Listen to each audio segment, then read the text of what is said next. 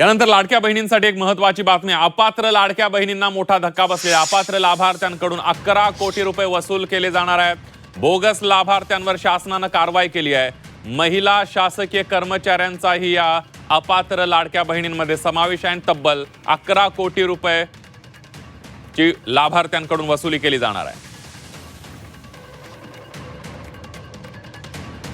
आपण बघतोय की लाडकी बहीण योजनेमध्ये अनेक अपात्र लाडक्या बहिणींनी या निधीचा लाभ उचललेला होता। त्यामध्ये काही शासकीय कर्मचारी असल्याची सुद्धा माहिती होती। हा आकडा सुद्धा मोठा होता आणि आता अपात्र लाभार्थ्यांकडून 11 कोटी रुपये वसूल करण्यात आलेले आहेत। बोगस लाभार्थ्यांवर शासनाने कारवाई केली आणि यामध्ये सगळ्यात महत्त्वाचं म्हणजे सरकारी शासकीय कर्मचारी महिलांचाही सुद्धा समावेश आहे। आपल्याला माहिती आहे की अंगणवाडी सेविका असतील, त्याचबरोबर जिल्हा परिषदेमध्ये काम करणाऱ्या कर्मचारी असतील, यांचाही यामध्ये समावेश होता। ही आकडेवारी अतिशय धक्कादायक होती आणि कुठेतरी शासनानं अपात्र लाभार्थ्यांवर वसूल केली जाणार अशा प्रकारची एक भूमिका मांडलेली होती आणि त्याच पद्धतीनं आता अपात्र लाडक्या बहिणींना मोठा धक्का दिलेला आहे। तब्बल 11 कोटी रुपये शासनानं वसूल केलेले आहेत।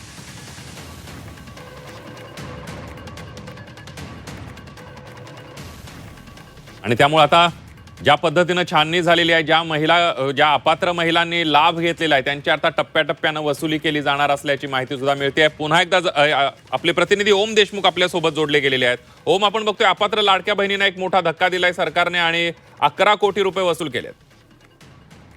तर राज्य सरकारकडनं सातत्याने या संदर्भात जी स्क्रुटिनी आहे ती केली जात होती। ई-केवायसी असेल किंवा इतरही महत्त्वाच्या गोष्टी असतील, ज्यामधून जे खरे लाभार्थी त्यांना हा मदतीचा जो लाभ आहे तो पोहोचवण्याचा प्रयत्न होता। या सगळ्यामध्ये बोगस लाभार्थ्यांची संख्या सुद्धा मोठ्या प्रमाणात आढळून आली होती आणि याच बोगस लाभार्थ्यांवरती आता कारवाईचा बडगा जो आहे तो उगारण्यात आलेला आहे।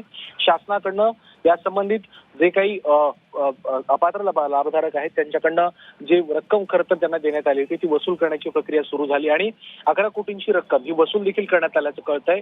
त्यासोबत आणखीन महत्त्वाचा मुद्दा म्हणजे ही स्क्रुटिनी आणि ही सगळी जी गोष्ट आहे, जी प्रक्रिया आहे ती सातत्यानं राबवली जाणार असून यापुढे सुद्धा जे अपात्र आणि बोगस लाभार्थी आहेत त्यांच्यावरती अशाच प्रकारे कारवाई जी ती केली जाणार आहे। आपण पाहिलं असेल की मुख्यमंत्र्यांनी सुद्धा या संदर्भामध्ये सातत्यानं बोगस लाभार्थ्यांवरती कारवाई करण्याच्या संदर्भातल्या सूचना दिल्या होत्या आणि त्यानंतर सरकारकडनं हे कुठेतरी मोठं पाऊल उचलताना या निमित्तानं आपल्याला पाहायला मिळतं। त्यामुळे यानंतर अजून किती लाभार्थ्यांवरती जे बोगस लाभार्थी ज्यामध्ये शासकीय महिला कर्मचारी असतील किंवा जे पुरुष आहेत ज्यांनी देखील आपले अर्ज करून यामध्ये खरं तर हा लाभ मिळवला होता, या सगळ्यांवरती आता पुढे किती मोठ्या प्रमाणात कारवाई होते हे देखील पाहणं महत्त्वाचं आहे। अगदी ओम, धन्यवाद दिलेल्या सविस्तर माहितीबद्दल।